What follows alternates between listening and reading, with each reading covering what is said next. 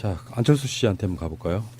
이분이 광주를 갔어요. 이번에 그 택시 운전사가 영화가 히트하니까 관련한 묘소에 가서 그 참배를 하더라고요. 숟가락 얹기 신공. 아니 그 정말 양아치. 근데 그가 새정치민주연합에 있을 때 당 강령에 4.19, 5.18을 삭제하려고 했다는 건 다 아는 이야기예요. 그렇죠. 팩트잖아요. 예. 이런 분위기에 편승해가지고 지금 그러고 있는 건데 지금 이제 천정배 쪽에서 이제 하는 이야기들 이렇게 보면은 지금 그러니까 안철수한테 굉장히 대립각을 잘 세워주고 있는 사람 정동영하고 천정배 두 사람 있잖아요. 그중에 천정배가 더 조금 앞서가는 것 같아요. 역시 천사인볼트답게. 근데 그래서 지금 분위기 이런 거예요. 안철수는 호남을 버렸다 이런 겁니다. 호남을 버리려고 한다. 지금 스탠스로 보면 호남 사람들 입장에서는 안철수가 나오는 게 마땅치가 않은 거죠. 그리고 호남 분들은 훨씬 더 많이 문재인 대통령을 찍었어요. 그러니까 호남 분들 입장에서는 안철수가 이렇게 빠르게 등판을 하면 호남에서 안철수 자숙하는 모습을 안 보이면 더 안 찍을 것이다라고 하는 호남을 버린 상태로 바른정당과의 연대를 통해 가지고 그 극중주의 중도에 그 살아남는 그런 길을 택한 것이다라고 지금 보고 있는 것이고요. 그래서 지금 호남 배제론 이런 것들이 지금 논란의 중심이 되고 있는 거라고 보는 건데 안철수가 지금 국민의당에 유력한 사람이 없다 보니 국민의당의 관심도 떨어지고 지지율도 떨어진다. 그래서 내가 출마를 해서 언론의 스포트라이트 좀 받고 그러면서 국민의당 지지를 올리겠다 이런 거거든요. 근데 실제로 여론조사가 나왔어요. 리얼미터 여론조사 한번 볼까요? 국민의당 지지율이 광주 전라 12.5%로 4.4포인트 떨어졌고요. 예. 다시 10% 초반으로 내리는 등 수도권 60대 이상과 30, 40대, 보수층, 중도층, 진보층 등 대부분의 지역과 계층에서 하락한 것으로 조사됐습니다. 결국에는 안철수가 출마해서 결집 효과가 없었다는 네. 거죠. 올라가지도 않았지만 호남에서 더 떨어졌다. 그렇죠. 호남 배제. 그 왜 배제할까요? 겨우 39석밖에 안 되는 국회의원인데 거기서 또 전라도를 호남을 또 배제하면 몇 석이 남을까요? 그다음에 또 호남만 배제하나요? 그러니까 자기 계파가 그렇게 많지 않은 것이에요. 그렇죠. 국민의당이 지금 비례대표가 더불어민주당하고 거의 똑같잖아요.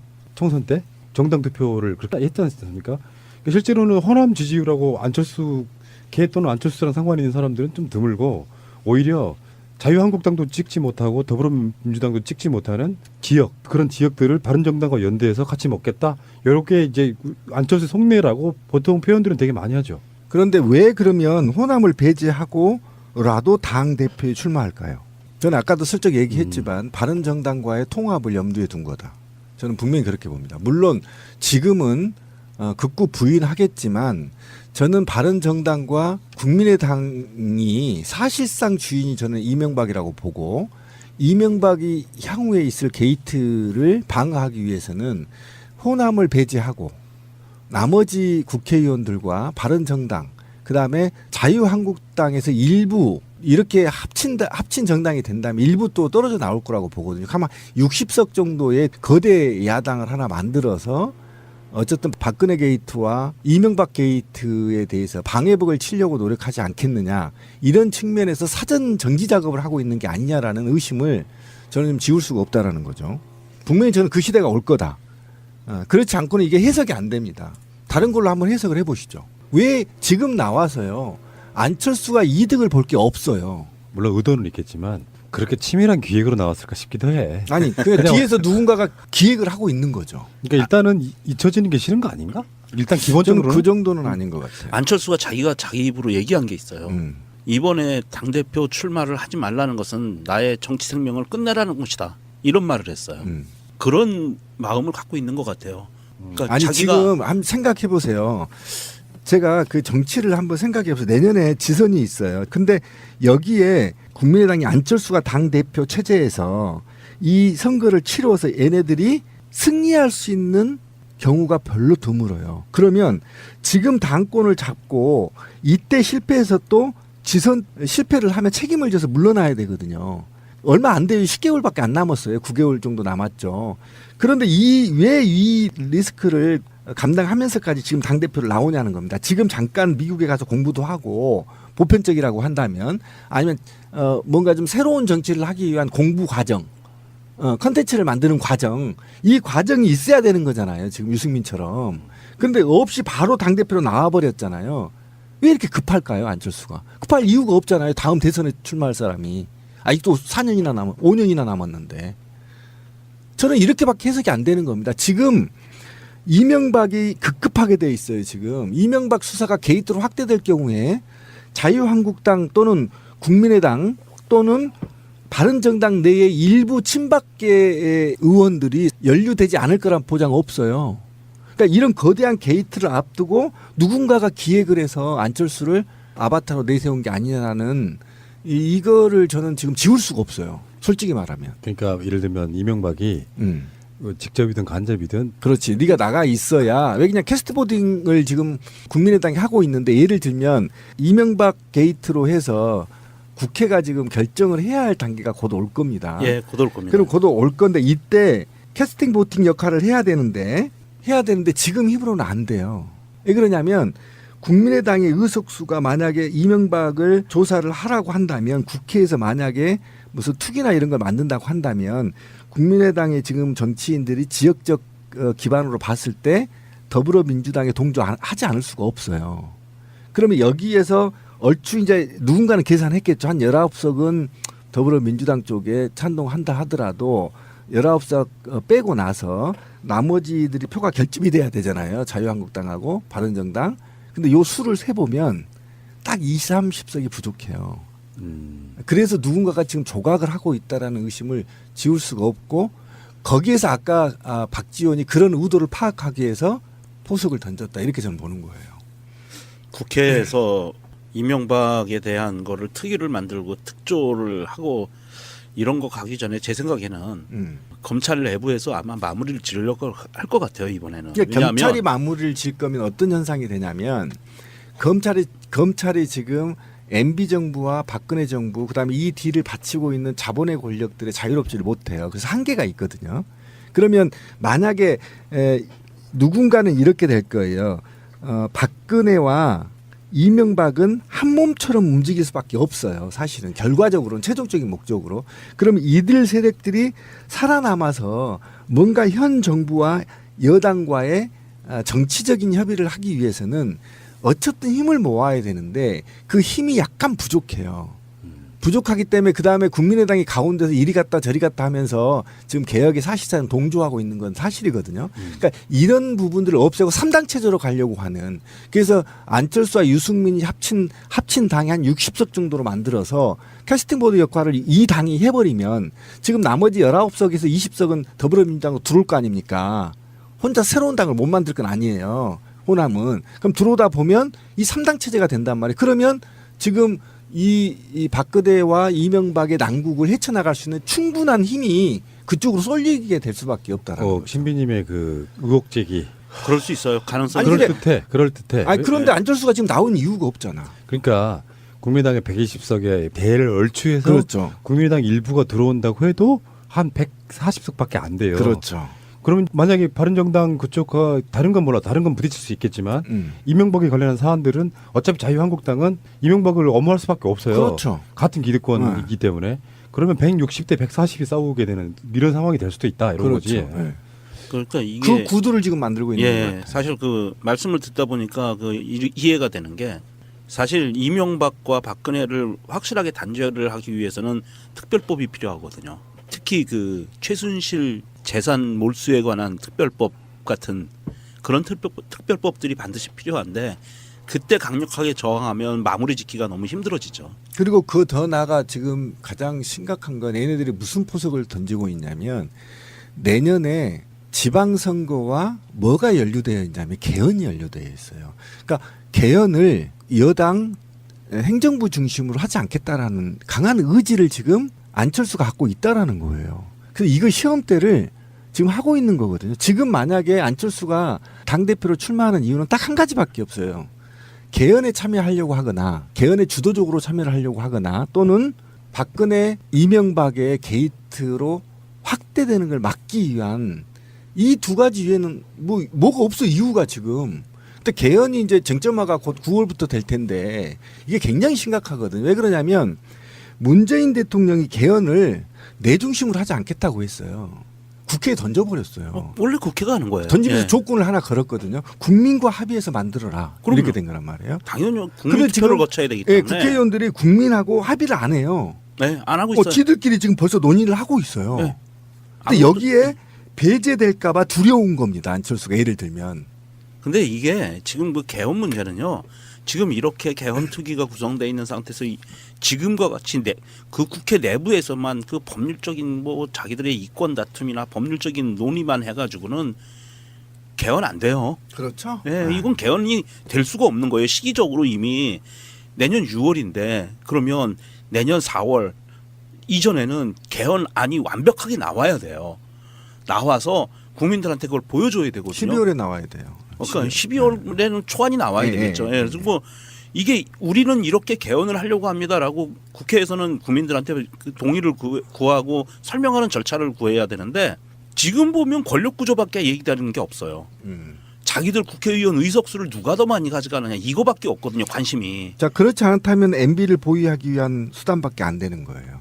어차피 이게 특별법이라든지 국회의 그 어떤 그 도움이 필요한 부분을 배제하고 행정부의 권력만으로 이거는 이명박 게이트를 완전히 끝낼 수 있는 방법을 좀 많이 강구를 해야 되겠는데요. 근데 MB 정도 실력이면요.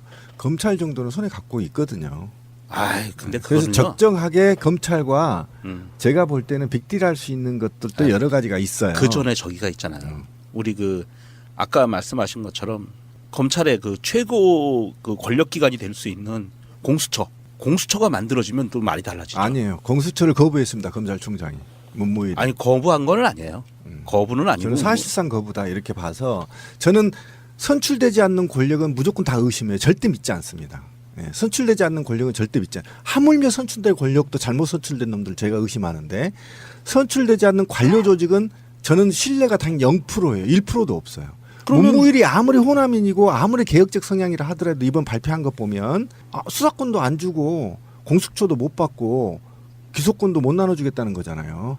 그리고 하는 게 위원회만 수사심의위원회 만들어서 여기에서 수사가 적정했는지 심의하겠다 그러는데 그 심의위원회 저도 운영해봐서 알거든. 재건축위원회.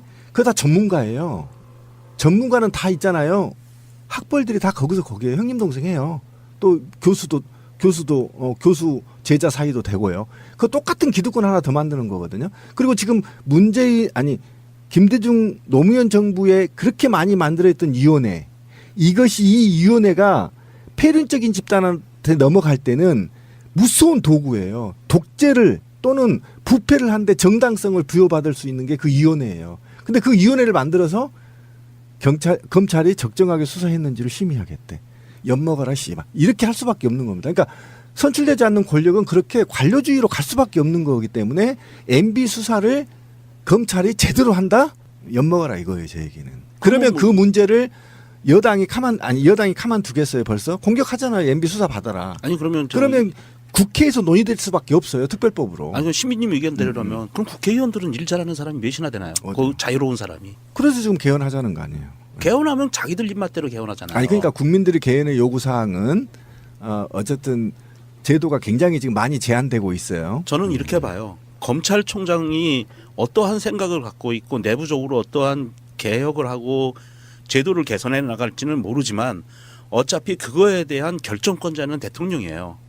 법무부 장관이고 검찰총장은 그거에 따라가야 될 수밖에 없는 직책이고 운명이거든요. 거기서 반기를 들 수가 없어요. 그러니까 그 얘기란 말이에요. 제가 아까 우리 전 얘기가 그 얘기에 제가 이제 화가 나는 게 명종 씨도 얘기한 게 그 얘기였잖아요. 보수들이 권력을 사용할 것처럼 우리도 딱 한 번만 마지막으로 썼으면 좋겠다 이 얘기했잖아요. 네. 수사권 독립시켜준다고 했잖아요. 나 관여 안 하겠다. 문재인 대통령이요? 네. 그냥 알아서 지금 국정원도 자체 TFT 꾸리고 검찰도 지금 개혁적인 놈 검찰총장 앉혀놓고 알아서 한번 안 내놔봐 이렇게 얘기하고 있는 거잖아요. 방송도 한번 볼까요? 문재인 대통령 방송도 만약에 방송에 대해서 정부가 개입해서 개혁을 하려면 또 제3의 개입 아니냐 이렇게 얘기할까 봐 자체 개혁 안 내놔 이렇게 얘기하고 있거든요. 근데 대한민국에서 해방 이래에 그 관료 조직이 스스로 개혁한 사례가 없어요. 예를 들어보세요. 단 한 것도 없어요. 외부에서 메스를 들지 않으면 안 된다는 거죠. 그래서 민주주의가 힘든 거예요. 네, 힘든 겁니다. 초법적으로 못해. 법적으로 해. 그래서 가장 중요하게 개입돼야 되는 부분이 국민의 여론이에요. 맞습니다. 그러니까 뭐가 잘 안 되고 있다 그러면 벌떼같이 일어나서 그래서 박근혜 탄핵시키고 구속시킨 거거든요. 그 관점으로 한번 봐야 되고 얘기가 너무 셌어요 지금. 그러니까 안철수에서 지금 여기까지 왔는데 갑자기 가만히 있던 문무일이 안철수 때문에 딱이 맞은 기억이 드는데 그 이야기는 뭐 계속 해야 되는 이야기들이니까 오늘은 여기까지만 하겠습니다. 자, 안철수 씨한테 한번 가볼까요? 이분이 광주를 갔어요. 이번에 그 택시 운전사가 영화가 히트하니까 관련한 묘소에 가서 그 참배를 하더라고요. 숟가락 얹기 신공. 아니 그 정말 양아치. 근데 그가 새정치민주연합에 있을 때 당 강령에 4.19, 5.18을 삭제하려고 했다는 건 다 아는 이야기예요. 그렇죠. 팩트잖아요. 예. 이런 분위기에 편승해가지고 지금 그러고 있는 건데 지금 이제 천정배 쪽에서 이제 하는 이야기들 이렇게 보면은 지금 그러니까 안철수한테 굉장히 대립각을 잘 세워주고 있는 사람 정동영하고 천정배 두 사람 있잖아요. 그 중에 천정배가 더 조금 앞서가는 것 같아요. 역시 천사인볼트답게. 근데 그래서 지금 분위기 이런 거예요. 안철수는 호남을 버렸다 이런 겁니다. 호남을 버리려고 한다. 지금 스탠스로 보면 호남 사람들 입장에서는 안철수가 나오는 게 마땅치가 않은 거죠. 그리고 호남 분들은 훨씬 더 많이 문재인 대통령을 찍었어요. 그러니까 호남 분들 입장에서는 안철수가 이렇게 빠르게 등판을 하면 호남에서 안철수 자숙하는 모습을 안 보이면 더 안 찍을 것이다라고 하는 호남을 버린 상태로 바른정당과의 연대를 통해 가지고 그 극중주의 중도에 그 살아남는 그런 길을 택한 것이다. 정지 작업을 하고 있는 게 아니냐라는 의심을 저는 좀 지울 수가 없다라는 거죠. 분명히 저는 그 시대가 올 거다. 그렇지 않고는 이게 해석이 안 됩니다. 다른 걸로 한번 해석을 해보시죠. 왜 지금 나와서요 안철수가 이득을 볼 게 없어요. 물론 의도는 있겠지만 그렇게 치밀한 기획으로 나왔을까 싶기도 해. 아니 그 뒤에서 누군가가 기획을 하고 있는 거죠. 그러니까 일단은 잊혀지는 게 싫은 거 아닌가? 일단 저는 기본적으로 그 정도는 아닌 것 같아요. 안철수가 자기가 자기 입으로 얘기한 게 있어요. 이번에 당대표 출마를 하지 말라는 것은 나의 정치 생명을 끝내라는 것이다. 이런 말을 했어요. 그런 마음을 갖고 있는 것 같아요. 그러니까 아니 자기가 지금 한번 생각해 보세요. 제가 그 정치를 한번 생각해 보세요. 내년에 지선이 있어요. 근데 여기에 국민의당이 안철수가 당 대표 체제에서 이 선거를 치러서 얘네들이 승리할 수 있는 경우가 별로 드물어요. 그러면 지금 당권을 잡고 이때 실패해서 또 지선 실패를 하면 책임을 져서 물러나야 되거든요. 얼마 안 돼요. 10개월밖에 안 남았어요. 9개월 정도 남았죠. 그런데 그렇게 했지 않습니까? 그러니까 실제로는 호남 지지율하고 안철수 개 또는 안철수랑 상관이 있는 사람들은 좀 드물고 오히려 자유한국당도 찍지 못하고 더불어민주당도 찍지 못하는 지역 그런 지역들을 바른정당과 연대해서 같이 먹겠다. 이렇게 이제 안철수 속내라고 보통 표현들은 되게 많이 하죠. 그런데 왜 그러면 호남을 배제하고라도 당 대표에 출마할까요? 저는 아까도 슬쩍 얘기했지만 바른정당과의 통합을 염두에 둔 거다. 저는 분명히 그렇게 봅니다. 물론 지금은 극구 부인하겠지만 저는 바른정당과 국민의당이 사실상 주인이 저는 이명박이라고 보고 이명박이 향후에 있을 게이트를 방어하기 위해서는 호남을 배제하고 나머지 국회의원들과 바른정당 그다음에 자유한국당에서 일부 이렇게 합친 정당이 된다면 일부 또 떨어져 나올 거라고 보거든요. 아마 60석 정도의 거대 야당을 하나 만들어서 어쨌든 박근혜 게이트와 이명박 게이트에 대해서 방해벽을 치려고 노력하지 않겠느냐. 이런 측면에서 사전 리스크를 감당하면서까지 지금 당대표를 나오냐는 겁니다. 지금 잠깐 미국에 가서 공부도 하고 보편적이라고 한다면 아니면 뭔가 좀 새로운 정치를 하기 위한 공부 과정 컨텐츠를 만드는 과정, 이 과정이 있어야 되는 거잖아요. 지금 유승민처럼. 그런데 없이 바로 당대표로 나와버렸잖아요. 왜 이렇게 급할까요, 안철수가? 급할 이유가 없잖아요. 다음 대선에 출마할 사람이. 아직도 4년이나 5년이나 남았는데.